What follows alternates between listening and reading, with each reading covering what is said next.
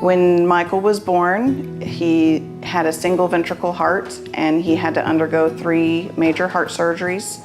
His first one at 5 days old, the next one at 7 months, and a third one at 1.5 years.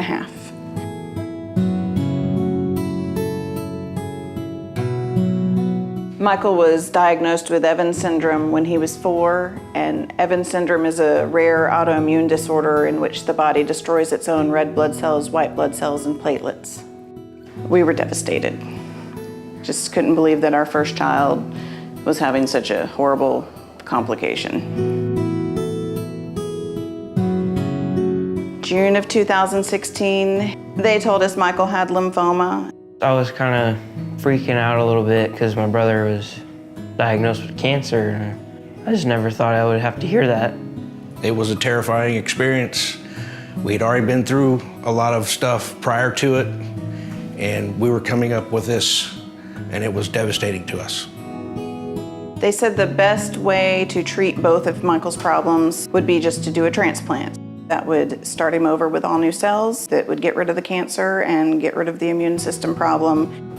Michael, like most children who need a bone marrow transplant, didn't have a match in his family.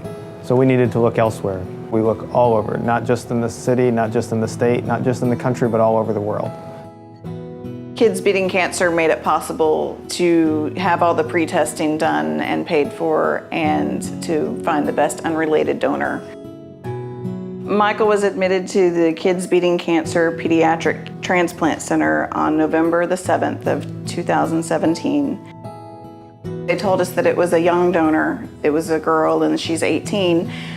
My first thought was, what makes an 18-year-old girl sign up on the bone marrow registry to be a donor? How does that happen? It just seemed very wonderful to me. We were so excited that we got home right before Christmas, and I real quick, got the Christmas tree and everything up at the house for him right before he got there. And he was home for one day, and that afternoon he started telling me that he was having some complications. He was having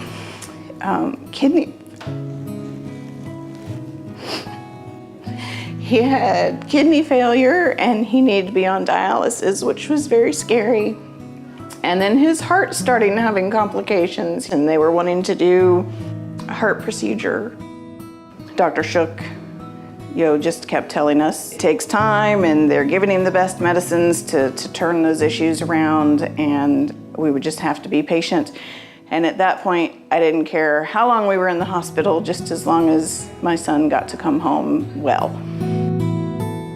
My parents were here a lot, and I had to keep going to school, and I'm sorry. Try to keep looking forward to seeing my brother anytime I could.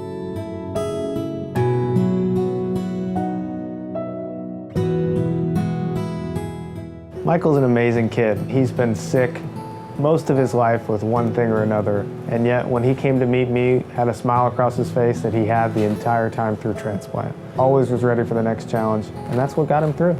Michael is doing wonderful now. He was able to graduate high school. He kept up with all of his schoolwork and was able to graduate 2018 with his same class that he had been going to school with forever.